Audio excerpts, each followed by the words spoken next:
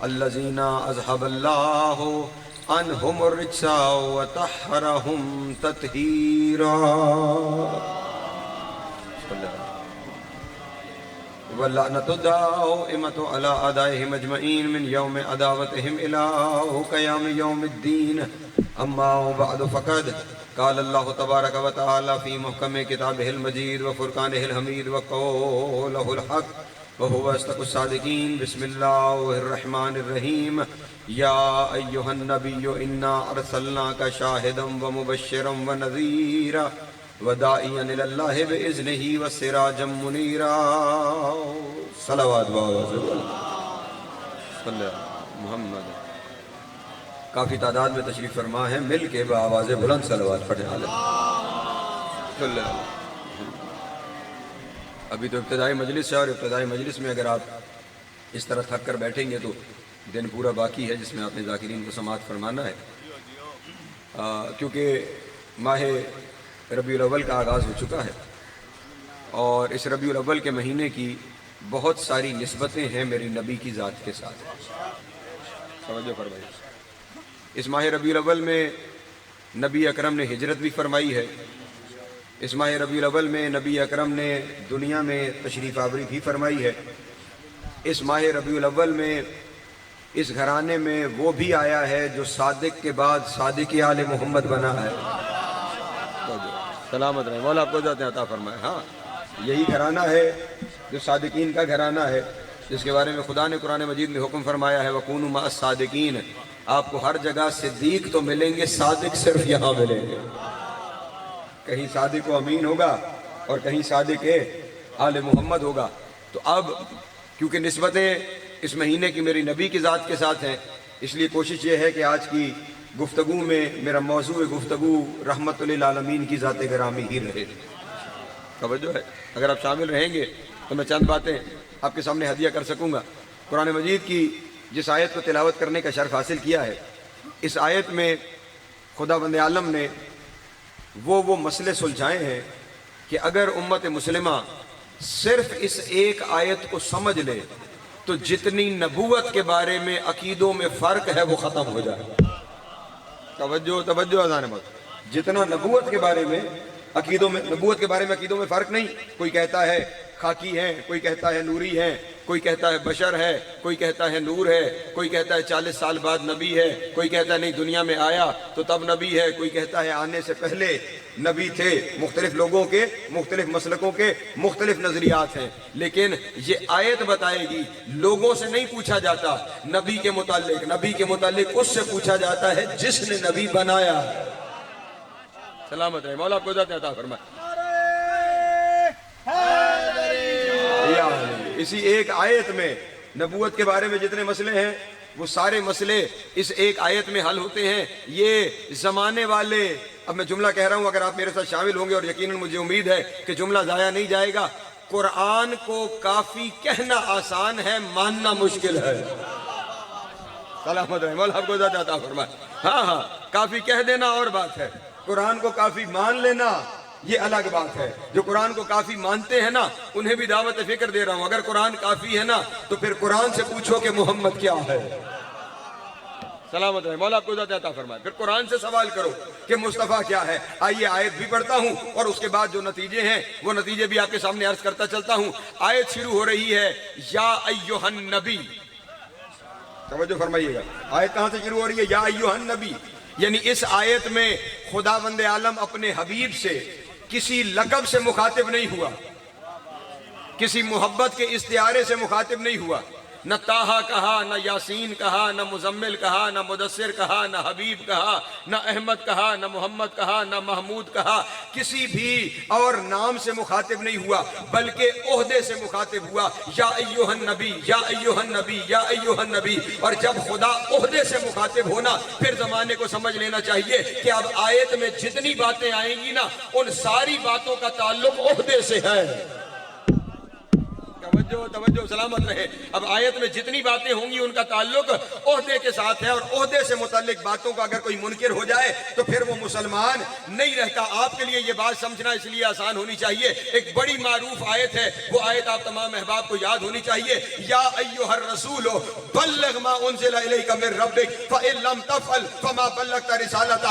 ऐ मेरे रसूल, आज वो पहुंचा दे जो तुझ पे इससे पहले नाज़िल किया जा चुका है। ऐ मेरे रसूल, ऐ मेरे रसूल, ऐ मेरे रसूल। इसका मतलब जो इस आयत के बाद पहुंचाया जाएगा उसका ताल्लुक रिसालत से है, और जो उसका मुनकिर हो जाएगा वो काफिर हो जाएगा। अल्लाह अकबर।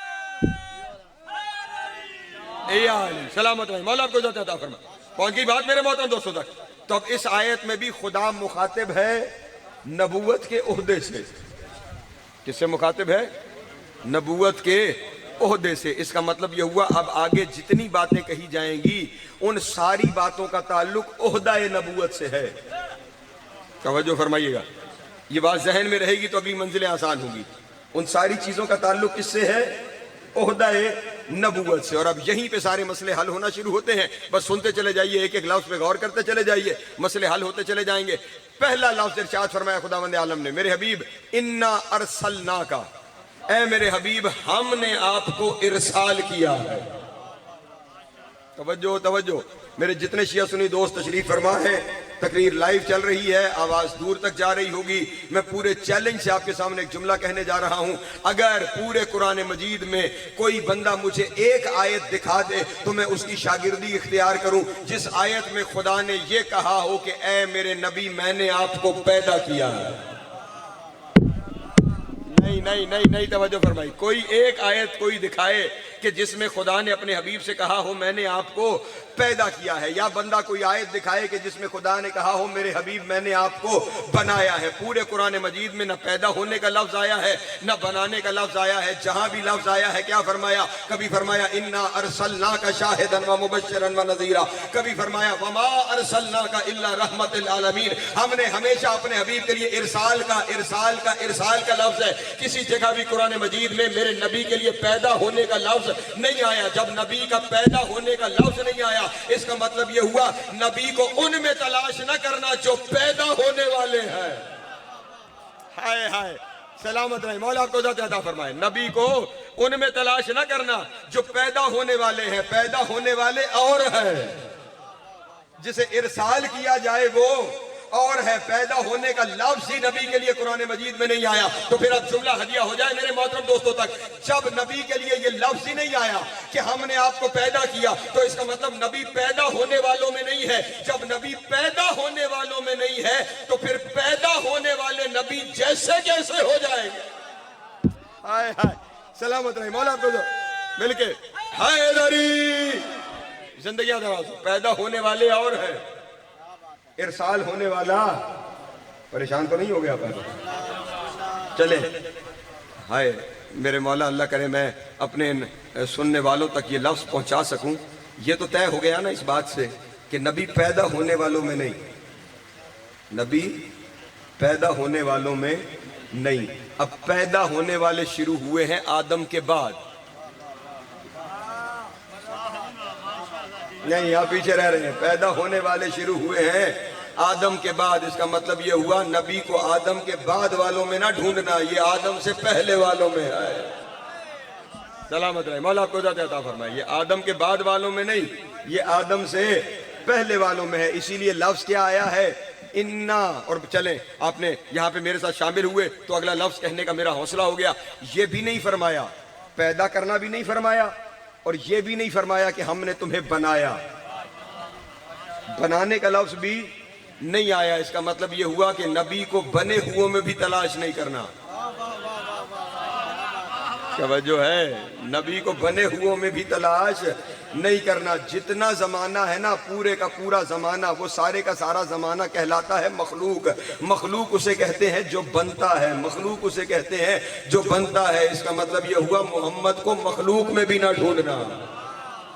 हाय हाय, सलामत रहे, मुस्तफ़ा को मखलूक में भी न ढूंढना। फिर कहाँ ढूंढना है? आइए आयत और आगे बढ़ाता हूं ताकि मंजिलें आसान होती चली जाएं। इरशाद हुआ इन्ना अरसलना का, اے میرے حبیب ہم نے آپ کو ارسال کیا ہے، ہم نے آپ کو، میرے شیعہ سنی دوست توجہ چاہیں، ہم نے آپ کو ارسال ارسال ارسال ارسال کو اگر سمجھنا ہونا تو اردو زبان میں لفظ ارسال کو سمجھنے کے لیے سب سے بہترین مثال ہے خط۔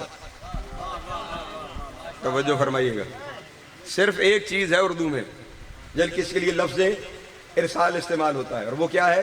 خط کو ارسال کیا جاتا ہے۔ اب نبی کے بارے میں عقیدہ سمجھ لینا، خط کو ارسال، سارے شامل ہو جائے تو وہ جملہ دیا کروں، خط کو ارسال، سارے بول پڑو یار، خط کو ارسال کیا جاتا ہے۔ جب خط کو ارسال کیا جاتا ہے تو اب اتنے سارے پڑھے لکھے دوست تشریف فرما ہے، جوان بیٹھے ہوئے ہیں، بزرگ بیٹھے ہوئے ہیں، مجھے سارے مل کے یہ بتائیں، یہ جو خط ہوتا ہے یہ پڑھنے والے کے ہاتھ میں پہنچ کے خط بنتا ہے؟ نہیں توجہ فرمائی، یہ پڑھنے والے کے ہاتھ میں پہنچ کے خط بنتا ہے؟ نہیں۔ یہ ڈاک خانے میں خط بنتا ہے؟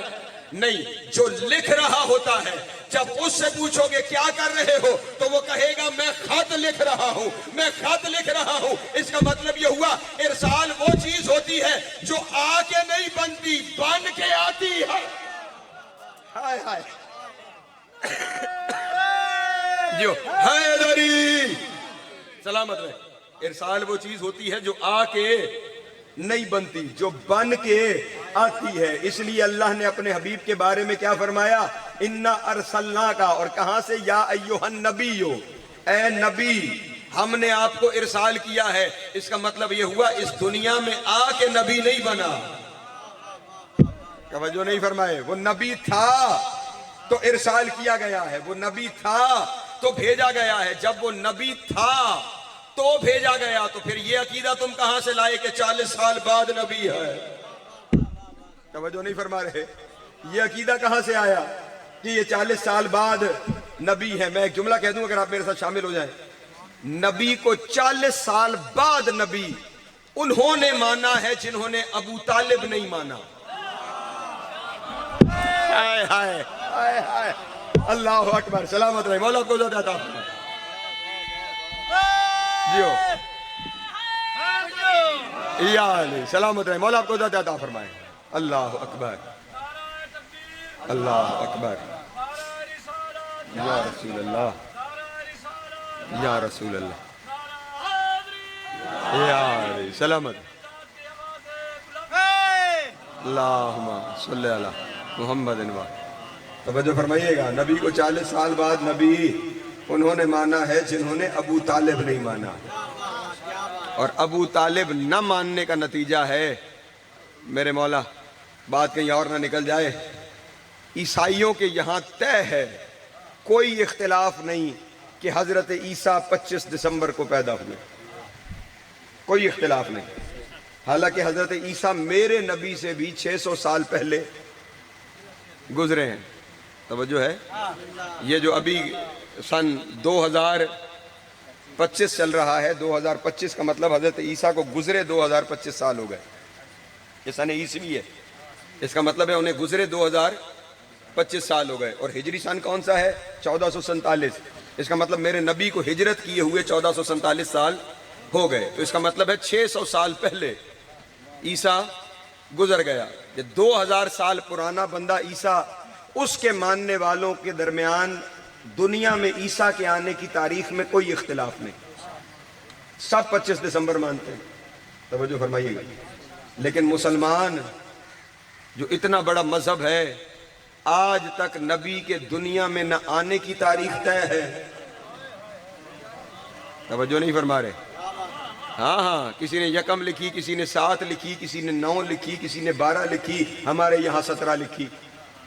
توجہ نہیں فرما رہے، اسی طرح نبی کے دنیا سے جانے کی تاریخ بھی مسلمانوں میں طے نہیں ہے، 28 صفر بھی ہے، 9 ربیع الاول بھی ہے، 12 ربیع الاول بھی، یہ مسلمانوں کے درمیان۔ توجہ فرمائیے گا، نہ آنے کی تاریخ پتہ، اختلاف، نہ جانے کی تاریخ پتہ۔ وجہ جانتے ہیں کیا ہے؟ آنے کی تاریخ کا گواہ ابو طالب تھا، یہ ابو طالب کو چھوڑ گئے، جانے کی تاریخ پہ جنازہ علی نے پڑھایا، یہ علی کو چھوڑ گئے۔ جو حیدری، سلامت رہے، مولا آپ کو عطا فرمائے۔ اگر ابو طالب سے تعلق ہوتا تو آنے کی تاریخ کی خبر ہوتی، علی سے تعلق ہوتا تو جانے کی تاریخ کی خبر ہوتی۔ ہمارے یہاں کوئی اختلاف نہیں، ہمیں پتا ہے، ہمارے یہاں طے شدہ بات ہے، نبی 17 ربیع الاول کو آئے، نبی 28 صفر کو دنیا سے گئے، اور اس کی وجہ ہی یہ ہے کہ ہمارا تعلق ابو طالب سے بھی ہے، علی ابن ابو طالب سے بھی ہے۔ توجہ آئے، اور پھر عجیب کچھ تھوڑی لطف کی باتیں ہوتی ہیں، اگر اجازت ہو تو میں آپ کے سامنے کہہ دوں۔ ان کے یہاں آنے کی زیادہ جو طے کرتے ہیں، بات زیادہ جو لکھی، آنے کی بھی 12، جانے کی بھی۔ اب تو میلاد کے سلسلے زیادہ شروع ہو گئے نا، ورنہ بزرگ اس بات کی گواہی دیں گے کسی زمانے میں 12 وفات کے نام سے منائی جاتی تھی، ایسا ہی ہے نا، 12 وفات، یعنی آنا بھی ان کے یہاں 12، جانا بھی ان کے یہاں 12۔ ہمارے یہاں آنے کی تاریخ طے ہے 17، 12 اور 17 میں کتنا فرق ہے؟ 5 کا۔ اب ہمارے یہاں جانے کی تاریخ ہے 28 صفر، ان کے یہاں جانے کی تاریخ ہے 12 ربیع الاول۔ 28 صفر اور 12 ربیع الاول میں کتنا فرق ہے؟ 14 دن کا۔ یہ 5 اور 14 کا فرق تو پرانا ہے۔ سلامت رہے، مولا آپ کو زیادہ ہے جیو، مولا آپ کو سلامت رکھے، مولا آپ کو سلامت رکھے۔ آپ سب کی کیا بات ہے؟ مولا آپ کو صحت عطا فرمائے۔ توجہ ہے میرے محترم دوستوں۔ تو اب خدا نے ارشاد فرمایا ہے، ہم نے بھیجا ہے، ہم نے ارسال کیا ہے۔ ہم نے ارسال وہ ہوتا ہے جو پہلے سے ہو۔ جب پہلے سے نبی ہے تو پھر 40 سال بعد کون ہے؟ توجہ نہیں فرما رہے۔ پھر 40 سال بعد کا معاملہ کہاں سے لے کر آئے؟ چلیں 2 دلیلیں اور ہدیہ کروں، پریشان تو نہیں ہوں گے آپ پہلے؟ یہ میرا نبی تمام نبیوں کا سردار ہے یا نہیں؟ سید الانبیاء ہے۔ ہمیں تقریر تو ہے ہی نہیں میری، آپ سے باتیں چل رہی ہیں، شامل رہیں گے تو تھوڑی سی باتیں کرتے چلیں گے۔ تمام نبیوں کے سردار ہیں نا، سید الانبیاء ہیں۔ سید الانبیاء ہونے کے لیے ضروری ہے ہر نبی سے ہر معاملے میں افضل ہو۔ توجہ فرمائیے گا، اگر کسی ایک معاملے میں بھی کسی نبی سے پیچھے رہ گئے تو پھر سید الانبیاء نہیں رہیں گے۔ کسی ایک معاملے میں کسی سے پیچھے رہ گئے تو پھر سید الانبیاء نہیں کہلائیں گے۔ ہر معاملے میں ہر نبی سے افضل ہونا ضروری ہے۔ اسی لیے تمام نبی میرے نبی کے امتی ہیں، اپنی اپنی امت کے نبی ہیں، میرے نبی کے امتی ہیں، کیونکہ میرا نبی سید الانبیاء ہے، وہ سارے میرے نبی کے امتی ہیں۔ تو اب ضروری ہے اپنے ہر امتی سے نبی کا افضل ہونا۔ تو اب اگر تم نبی کو 40 سال بعد نبی مانتے ہو تو میں ہاتھ جوڑ کے تمہارے سامنے کہوں، پھر تمہارا نبی عیسیٰ سے افضل تو نہ ہوا، عیسیٰ گود میں نبی ہے۔ نہیں توجہ فرما رہے، عیسیٰ گود میں نبی ہے، عیسیٰ گود میں نبی ہے۔ توجہ فرمائیے گا، عیسیٰ گود میں نبی ہے۔ پھر زمانے کو سمجھ نہیں آ رہی، جو امتی ہے اگر وہ گود میں نبی ہے تو سردار گود سے پہلے نبی ہونا ضروری۔ سلامت جیو حیدری، سلامت رہے، مولا آپ کو زیادہ عطا فرمائے، سید آپ کو سلامت رکھے۔ پہنچ رہی ہے میرے محترم دوستوں تک بات۔ ایک اور دلیل ہدیہ کرتا ہوں، اور یہاں پہ برادران اہل سنت کی ایک کتاب کی طرف چلتا ہوں۔ بڑی مشہور ہستی ہے پچھلی صدی کی برادران اہل سنت کے یہاں، مولانا شبلی نعمانی، توجہ ہے، نام سن رکھا ہوگا بزرگوں نے۔ مولانا بڑی مشہور ان کی کتابیں ہیں، سیرت النبی ایک کتاب انہوں نے لکھی میرے نبی کی سیرت پر، ایک کتاب انہوں نے اپنے امام ابو حنیفہ کی سیرت پر النعمان لکھی، وہ بھی بڑی مشہور کتاب۔ یہ جو سیرت النبی لکھی انہوں نے، اس سیرت النبی میں انہوں نے نبی کے بچپن کا ایک واقعہ لکھا۔ تھک تو نہیں گیا؟ نبی کے بچپن کا واقعہ انہوں نے لکھا کہ جس زمانے میں نبی دنیا میں تشریف لائے اس زمانے میں یہ رواج تھا کہ مکے کے بڑے بڑے گھروں کے لوگ اپنے بچوں کو دودھ پلوائی کے لیے خانہ بدوش قبیلوں میں بھیج دیتے تھے۔ وہاں پہ رضاعت کی مدت گزرتی تھی اور پھر بچے واپس اپنے گھروں میں آ جاتے تھے۔ جس سال نبی اکرم تشریف لائے اس سال بھی ارد گرد کے خانہ بدوش قبیلوں کی عورتیں مکے کی جانب خاص موسم میں آتی تھیں۔ اس موسم میں مکے کی جانب آئیں ان بچوں کو لینے کے لیے کہ جو بچے نئے پیدا ہوئے ہیں، تاکہ انہیں رضاعت کے لیے لے جائیں، تو جو کوئی ہدیہ ملے گا اس کے ذریعے ان کی زندگی کا کاروبار چلنا شروع ہو جائے گا۔ تو انہوں نے لکھا کہ وہ جو عورتیں اس سال آئیں یکم عام الفیل، ان عورتوں میں ایک عورت تھی جناب حلیمہ۔ توجہ فرمائیے گا. ایک عورت تھی حضرت حلیمہ. انہوں نے لکھا کہ اس زمانے میں وہ کیونکہ غریب قبیلوں کی عورتیں تھیں تو اونٹ تو ان کے پاس ہوتے نہیں تھے, گدھوں پہ بیٹھ کے آتی تھی. تو حضرت حلیمہ کے پاس جو گدھا تھا وہ بڑا کمزور گدھا تھا. توجہ فرمائیے گا. پسلیاں نکلی ہوئی, ٹانگیں سوکھی ہوئی. اگر حلیمہ اس پہ بیٹھتی تھی تو گدھا بھی بیٹھ جاتا تھا, چلنے کے قابل ہی نہیں تھا. باقی عورتیں سوار تھیں, حلیمہ پیدل آ رہی تھی. اب باقی جتنی عورتیں تھیں وہ پہلے مکے پہنچ گئیں, حلیمہ پیچھے رہ گئی. جب حلیمہ مکہ داخل ہو رہی تھی تو اس وقت جو پہلے والی عورتیں تھیں وہ نکل رہی تھی, اور انہوں نے حلیمہ کو تانا دے کر کہا کہ حلیمہ تیرے گدھے نے تجھے مروا دیا. گدھا بھولیے گا نا, نتیجہ آئے گا. تیرے گدھے نے تجھے مروا دیا. جتنے اچھے گھروں کے بچے تھے وہ تو ہم لے آئے. اب تیرا مکے جانے کا فائدہ کوئی نہیں, تو چل ہمارے ساتھ, یہاں سے نکل, واپس چلی جا, اب تجھے کچھ ملنے والا نہیں ہے. ان تمام عورتوں میں ایک سہیلی تھی مکے کی رہنے والی جناب حلیمہ کی.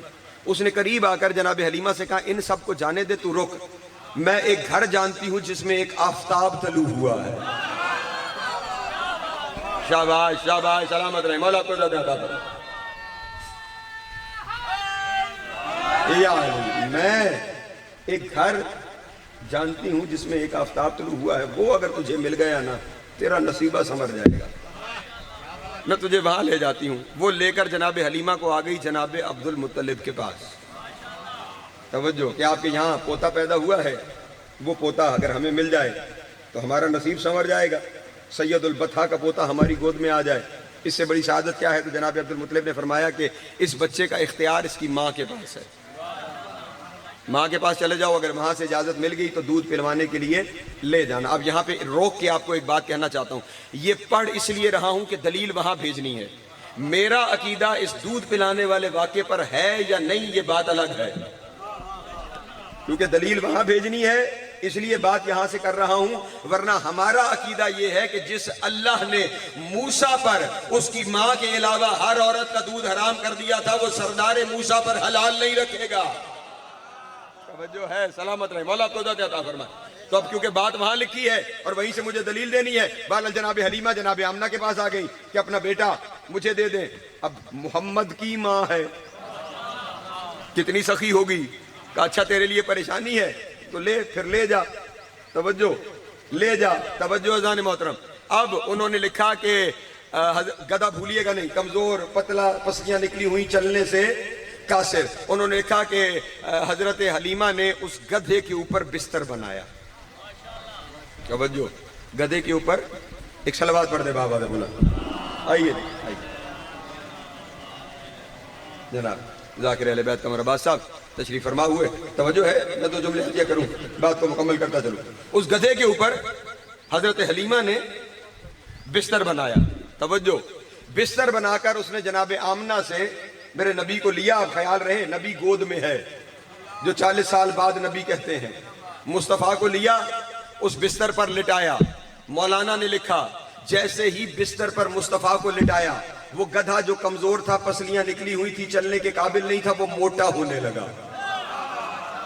توجہ, اس پہ گوشت چڑھنے لگا. جو چلنے کے قابل نہیں تھا وہ دوڑنے لگا, جو چلنے کے قابل نہیں تھا وہ دوڑنے لگا. میں نے کہا شبلی نعمانی یہ گدھے کو کیا ہو گیا, یہ ایک دم ہٹا کٹا موٹا تازہ کیوں ہو گیا, پھولتا کیوں جا رہا ہے؟ تو مولانا شبلی نعمانی نے کہا بھائی اور کچھ بھی نہیں ہوا, گدھے کو پتہ لگ گیا مجھ پہ نبی آ گیا ہے, مجھ پہ نبی آ گیا ہے. وہ خوشی سے پھولے نہیں سما رہا, اسے خبر ہو گئی مجھ پہ نبی آ گیا ہے. اب جملہ کہوں, پھر مولوی سے بہتر تو گدھا رہ گیا جسے پتا ہے یہ بچپن میں نبی ہے. جیو حیدری یا علی, سلامت رہے, مولا کو زیادہ فرمائے. اللہ اکبر, اللہ اکبر, یا رسول اللہ, یا علی,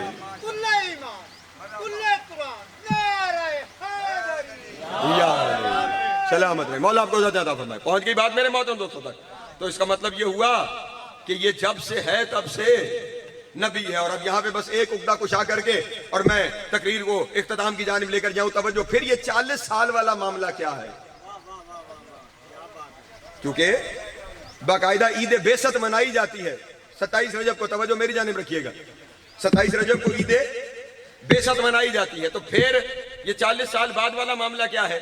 अज़ान मोहतरम 40 साल की उम्र में नबी बने नहीं, ऐलान नबूवत हुआ।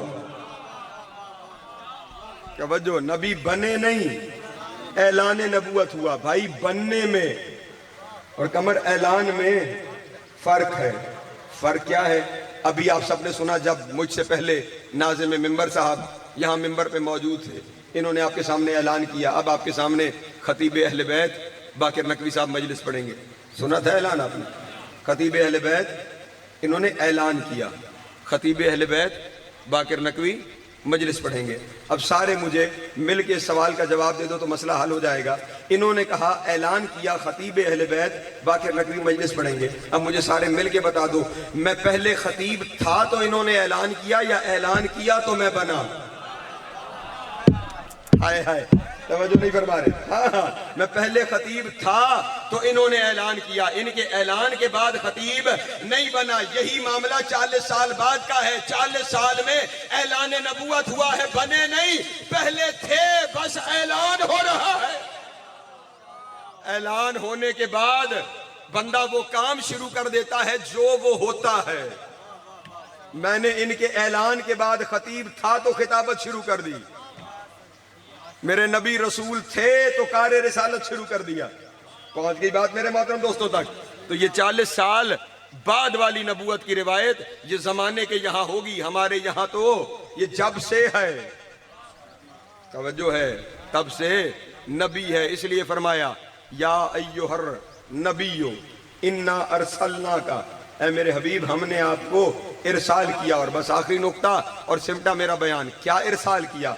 इन्ना अरसलना का शाहिदन, ऐ मेरे हबीब हमने आपको शाहिद बना के भेजा। शाहिद का तर्जुमा जानते हो? शाहिद का मानी है गवाह। शाहिद का क्या मानी है?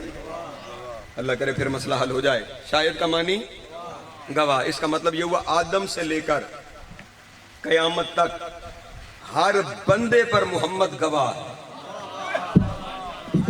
मेरे मौला मदद, हर बंदे पर मेरा नबी गवाह है। और आपके इलाके से बेहतर ये मिसाल किसी को समझ ही नहीं आ सकती। किसी की भी गवाही कबूल करने से पहले जज 2 सवाल करता है। तवज्जो, किसी को आप गवाह बना के अदालत ले जाएं तो गवाही नोट होने से पहले 2 सवाल होते हैं। पहला सवाल क्या होता है कि क्या मौके पर मौजूद थे? जिस अमर की गवाही देने आए हो मौके पर मौजूद थे? अगर वो कहे कि नहीं मौजूद तो गवाही नहीं ली जाती। अगर वो कहे कि मौजूद था, गवाही फिर भी नहीं ली जाती। अगला सवाल किया जाता है कि मौजूद तो थे, जिस वाक़े की गवाही देने आए हो उसे देख भी रहे थे? तवज्जो नहीं फरमा रहे। हाँ, क्योंकि मैं यहाँ पे देख रहा हूँ ना, मौजूद तो बहुत सारे हैं, देख कम रहे। तवज्जो है, मौजूद तो थे, देखा भी इस वाक़े को। और अगर वो कहे मौजूद था लेकिन देखा नहीं तो गवाही फिर भी नहीं ली जाती। गवाही उससे ली जाती है जो कहे मौजूद भी था, देखा भी था। मौजूद भी था, देखा भी था। इसका मतलब गवाह होने के लिए मौजूद होना भी जरूरी है, गवाह होने के लिए देखना भी जरूरी है। और शरीयत में मौजूद को हाजिर कहा जाता है, देखने वाले को नाजिर कहा जाता है। इसका मतलब आयत ने बता दिया आदम से लेकर कयामत तक हर बंदे पर मोहम्मद हाजिर भी है, नाजिर भी है। अल्लाह अकबर। तो मुस्तफा को हाजिर नाजिर मानना ये शरीयत का मसला है, ये हमारा अकीदा है। और खत्म हुआ मेरा बयान इस बात पर, सारे जमाने पर तो मोहम्मद गवाह, सारे जमाने पर तो मोहम्मद गवाह। क्या कोई ऐसा भी है जो मोहम्मद पर गवाह? शिया सुन्नी दोस्तों से तवज्जो, आपने बड़ी मोहब्बत फरमाई, बहुत देर हो गई, बस सिमट गया मेरा बयान। सारे जमाने पर मोहम्मद गवाह। क्या कोई ऐसा भी है जो मोहम्मद पर गवाह है? जो मोहम्मद पर गवाह है। और अब इस बात का ख्याल रखना, जो मोहम्मद पर गवाह होगा वो कम अज कम तब से होगा जब से मोहम्मद है। तवज्जो तवज्जो। और तकरीर के शुरू में आपके सामने कह चुका, मेरा मोहम्मद आदम से भी पहले है, कायनात की हर मखलूक से भी पहले है। तो फिर जो मोहम्मद पर गवाह होगा वो भी आदम से पहले होगा, कायनात की हर मखलूक से पहले होगा। तो आइए अब कुरान से पूछते हैं वो कौन है जो मोहम्मद पर गवाह है? तो खुदा ने कुरान मजीद में इरशाद फरमाया, मेरे हबीब ये काफिर तुझसे तेरी रिसालत के गवाह मांगते हैं। कुल कफा बिल्लाह है شہیدم بینی و بینکم ومن عنده علم الکتاب، میرے حبیب انہیں کہہ دے میری رسالت کے دو گواہ کافی ہیں، ایک جلی ایک علی۔ اللہ اکبر، جیو مل کے حیدری، دو گواہ ہیں، ایک جلی ایک علی۔ تو پھر علی کو بھی تب سے ماننا پڑے گا جب سے محمد ہے۔ اسی لیے تو محمد نے فرمایا انا و علی من نور واحد، میں اور علی ایک ہی نور کے دو حصے ہیں۔ تو اب جب اس وقت سے علی ہے، جب سے محمد ہے، تو محمد کے ظاہری پردے کے بعد محمد کی مسند پہ بھی وہی بیٹھے گا جو تب سے ہے جب سے محمد ہے۔ ہاں عزیزان محترم، اگر اس گھرانے کو ویسے مان لیا گیا ہوتا جیسے اللہ اور اس کا رسول منوانا چاہتے تھے، تو پھر علی و بطول کی بیٹیاں شام کے بازار تک نہیں۔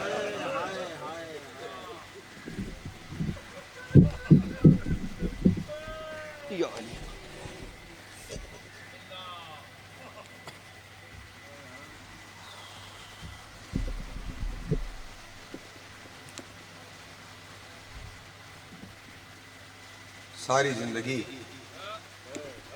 رونے کے لیے ایک لفظ کافی ہے، علی کی بیٹی اور شام کا بازار۔ اجرکم جو کبھی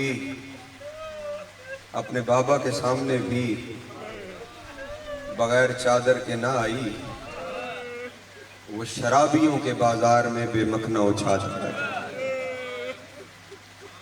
اور صرف بے مکنا و چادر آئی نہیں، بازار میں داخل ہونے سے پہلے اعلان ہوا جس نے علی سے بدلے لینے ہیں اجرکم اللہ، علی و بطول کی بیٹیوں کو شام کے بازار سے گزارا۔ سید ہوں اس لیے پردے پردے میں جملے کہنے کا عادی ہوں، دو لفظ کہوں گا اس سے تمہیں بازار سمجھ میں آ جائے گا۔ جب اعلان ہو گیا نا جس نے علی سے بدلے لینے ہیں، علی کی اولاد کو بازار سے گزارا جائے گا، پھر جس کے دل میں بغض علی کی جتنی آگ تھی اس نے استقبال کا اتنا سامان اکٹھا کیا۔ اجرکم اللہ، اجرکم اللہ۔ کسی نے اپنے گھر کی چھت پہ پتھر اکٹھے کیے، کسی نے گھروں کی چھتوں پر پانی ابالا، جسے پتھر ملا اس نے پتھر مارا، جس نے گرم پانی کیا اس نے گرم پانی پھینکا، اور جب گرم پانی ختم ہو گیا نا پھر وہی جلتے ہوئے کوئلے اٹھ کر علی و بطول کی بیٹیوں کو مارے گئے۔ ابھی آپ کے سامنے مجھ سے پہلے نجم شیرازی صاحب پڑھ رہے تھے نا کہ سال بعد جب وطن گئی تو بھائی نے نہیں پہچانا۔ وجہ جانتے ہو کیوں نہیں پہچانا؟ آؤ ایک جملے میں بچا بتا دیتا ہوں۔ جب شام فتح کر کے مدینے واپس آ گئی تھی نا تو ہر روز اپنے گھر میں علی کی بیٹی مجلس کرتی تھی۔ مدینے کی عورتیں اکٹھی ہوتی، علی و بطول کی بیٹی کبھی علی اصغر کا تیر پڑھتی، کبھی قاسم کے ٹکڑے پڑھتی، کبھی علی اکبر کی برچھی پڑھتی، کبھی عباس کے بازو پڑھتی، کبھی حسین کا 13 ضربوں سے ذبح ہونا پڑتی۔ اجرکم اللہ، اجرکم اللہ۔ 1400 سال بعد میں نے صرف اشارے میں جملے کہے ہیں، مومنوں کی ہائے بلند ہو گئی ہے۔ ذاکرین مصائب پڑھتے ہیں، شہادت پڑھتے ہیں، مومن سن سن کے رو رو کر بے حال ہو جاتے ہیں۔ 1400 سال بعد ذاکر سے سن کے مومن کا یہ حال ہو جاتا ہے، تو اگر وہ پڑھ رہی ہو جو عینی شاہد ہے۔ اجرکم اللہ، اجرکم اللہ، اجرکم اللہ، اجرکم اللہ۔ بزرگوں کی ہائے بلند ہو گئی، وہ اگر پڑھ رہی ہو تو پھر جس نے دیکھا ہو کہ تیر کیسے لگا، جس نے دیکھا ہو حسین نے برچھی کیسے نکالی، جس نے اپنی آنکھوں سے حسین پہ ضربیں چلتی دیکھی ہو، پھر جب وہ پڑھ رہی ہوگی تو گریے کا کیا عالم ہوتا ہوگا۔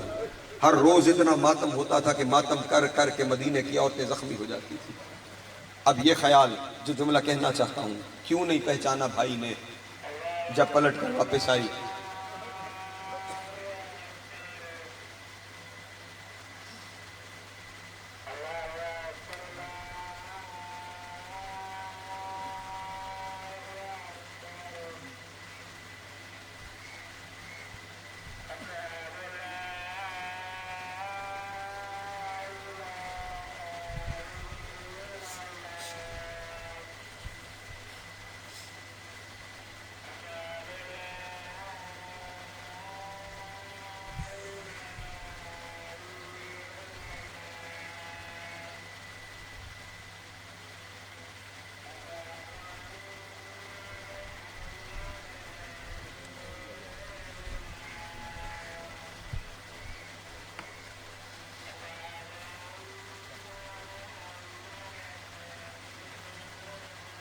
اللہ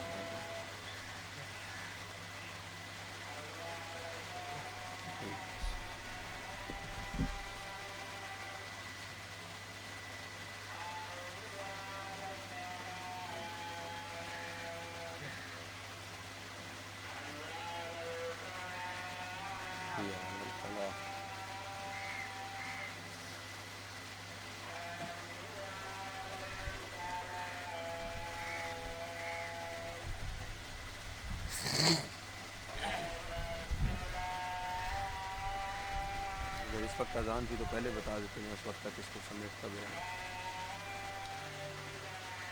میں تو سمجھا وہی 1 بجے اذان ہوگی جب آپ نے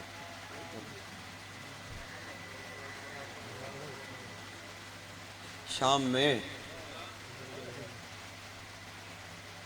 کچھ مصائب شام میں پڑے، جب گھر خالی شام میں کروایا 3 دن مصائب وہاں پڑے۔ پھر جب مدینے آ گئی تو مدینے ہر روز شہیدوں کی شہادت پڑتی۔ پہچانی کیوں نہیں گئی بھائی سے؟ بس وہی جملہ میں نے پڑھنا ہے۔ ایک دن مصائب پڑھتے پڑھتے علی کی بیٹی جناب مسلم کی شہادت پڑھ رہی، اس مسلم کی شہادت جس کا لاشا 34 دن دارالامارہ کے دروازے سے لٹکا۔ اس جناب مسلم کی شہادت علی کی بیٹی پڑھ رہی تھی۔ شہادت پڑھتے پڑھتے بیویوں کے درمیان میں بیٹھی تھی جناب مسلم ابن عقیل کی بہن بی بی ام لقمان۔ بی بی کھڑی ہو گئی اور کھڑی ہو کر کہا شہزادی روز اپنے بھائیوں کی شہادت پڑھتی ہو، میں نے کبھی نہیں روکا، آج میرے بھائی کی شہادت پڑھ رہی ہو، میں نے جسارت کی ہے، میں روک رہی ہوں، لیکن بی بی اپنے لیے نہیں روک رہی، بس میرے ایک سوال کا جواب مجھے اگر مل جائے، بی بی مجھے صرف اتنا بتا دے، علی کی بیٹی تیرا چہرہ زخمی کیوں ہے؟ اجرکم اللہ، اجرکم اللہ، اجرکم اللہ، علی کی بیٹی تیرا چہرہ زخمی کیوں ہے؟ یہ سننا تھا، دھار نکل گئی جناب زینب کی، رو کے قوم میں لقمان تو نے سخت سوال کر دیا ہے، لیکن تو مجھے ایک سوال کا جواب دے دے، تجھے تیرے سوال کا جواب مل جائے گا۔ کہا بی بی پوچھے کیا پوچھنا چاہتی ہیں؟ رو کے کہا ام لقمان یہ بتا، اگر کوئی تجھے پتھر مارے تو چہرہ کیسے بچائے گی؟ اللہ اکبر، اللہ اکبر۔ ام لقمان اگر کوئی تجھے پتھر مارے تو چہرہ کیسے بچائے گی؟ ام لقمان نے رو کے کہا بی بی اپنے دونوں ہاتھ اپنے چہرے پہ رکھ لوں گی، اپنا چہرہ بچا لوں گی۔ یہ سننا تھا۔ علی کی بیٹی نے تڑپ کر کہا ام لقمان شام کے بازار میں کوئی پتھر مارتا تھا، کوئی کوئلے مارتا تھا، میرے ہاتھ یہاں بندھے ہوئے، کوئی پتھر پیشانی پہ لگتا، کوئی پتھر میرے چہرے پہ لگتا، پورے بازار میں میرا چہرہ زخمی ہوتا گیا۔ اجرکم اللہ، اجرکم اللہ۔ مولا آپ کی ہائے قبول کرے، جناب سیدہ آپ کا ماتم قبول کرے۔ اتنا پتھراؤ ہوا ہے شام کے بازار میں، بس آخری جملہ سنو، سمیٹ لیا میں نے اپنے بیان کو۔ اتنا پتھراؤ ہوا ہے شام کے بازار میں، اتنا پتھراؤ ہوا ہے کہ جب قافلہ گزر گیا نا، بڑے عرصے بعد شام کے بازار سے ایک تاجر گزرا۔ اس تاجر نے دیکھا شام کے بازار کی دیواروں پہ خون لگا ہوا۔ اجرکم اللہ، اجرکم اللہ۔ ہاتھوں کو آزاد کر لینا۔ ہاتھوں کو آزاد کر لینا. یہ ہاتھ ماتم کے لیے ہے. شام کے بازار کی دیواروں پہ خون لگا ہوا ہے. اب کتنا خون تھا اس کا اندازہ اس کے سوال سے لگا لینا. چلتا ہوا ایک تاجر کے پاس آیا اور تاجر کے پاس آ کے کہنے لگا تمہارے شہر میں قربانی کا خون صاف کرنے کا رواج نہیں ہے, اتنا خون دیواروں سے لگا ہوا ہے. دکاندار شامی تھا لیکن رو پڑا, رو کے کہنے لگا تاجر یہ قربانی کا خون نہیں, یہ علی کی اولاد کا خون ہے. جب گزرتے تھے لوگ پتھر مارتے تھے, کبھی ایک دیوار سے ٹکراتے تھے, کبھی دوسری دیوار سے ٹکراتے تھے. رو کے کہتے تھے نہ مارو ہم نبی کی اولاد ہیں. لوگ کہتے تھے اور مارو یہ علی کی اولاد. وَسَيَعْلَمُ الَّذِينَ ظَلَمُوا أَيَّ مُنْقَلَبٍ يَنْقَلِبُونَ وَلَعنَةُ اللَّهِ عَلَىٰ أَعْدَائِهِمْ أَجْمَعِينَ.